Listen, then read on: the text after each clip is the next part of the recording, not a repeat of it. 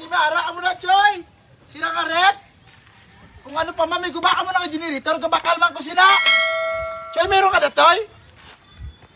Ano ang napakita mo? Bakal eh. Baka na Oo, mo. basi may padyang shop ka na dangawan mo na ginagamit ng mga kagamitan, kung ano pa man.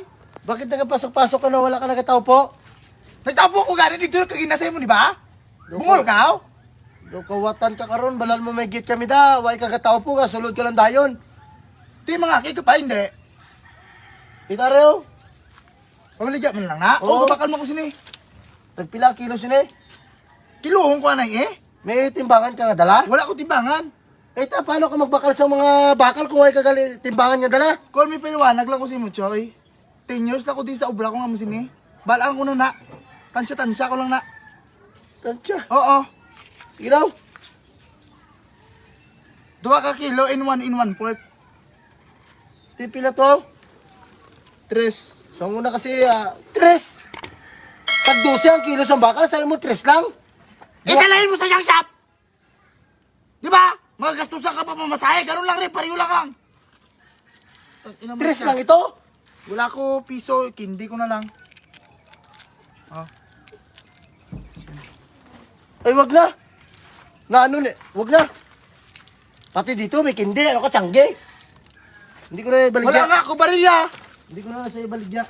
Kay mahal-mahal ang bintahan niya dito sa junk shop, dalon ko na lang nasa shop. Ano na pabulok mo na lang na?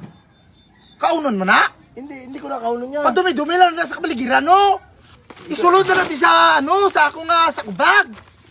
Ba't kasi ang mahal na ang mura-mura ng ano mo, ng bili mo? Pansinin mo ya, Choy. Di ba? Kung dalon mo pa na sa young shop, magastusan ka pa yung pamasahe. Balikan pa. Di ba? Kahit na sabihin natin 20 pa ang binta mo doon. Balikan. Magkano pamasahe ngayon? 15. Talo ka pa. Ay, ganon. Di ba? Ipasok mo sa brain humor mo yung mga ganyang bagay, ha? Hindi ka rin magpamanol-manol. Di ba? Hindi ko na ibaligyan ni, ipayos ko pa ni. Kaya may tinidor pa ni siya diri, maayos pa ni sa anak ko. Isugid na ka mo galing sa barangay, ha? Kaya kadumi-dumi sa mga kudal nyo diyo. Kami, ari na gani kami na gani nagalapit sa inyo para maglinis ang kapaligiran nyo. Di ba? Ay, ganon. Oo. Ano pala kayo sa ano natin? Ikaw, kung maghaba ang panahon, magkakalawang ka rin, bilihin din kita. Ay, lahat binibili niyo, boss? Oo. Ano? Tay.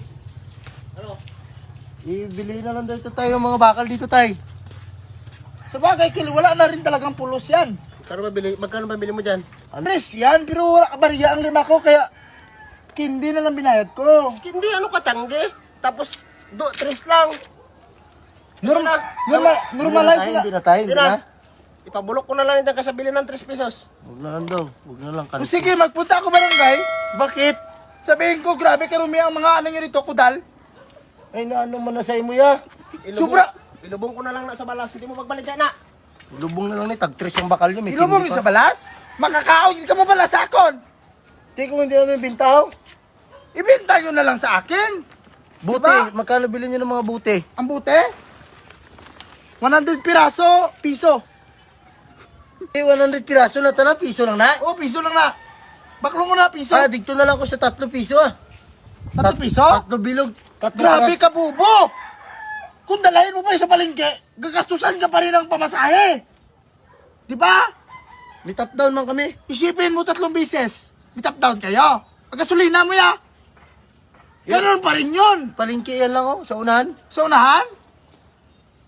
Kagago sa imo, hindi na palengke. Talipapana. Di mo pala nadalunaw. Sabi mo sa palingki.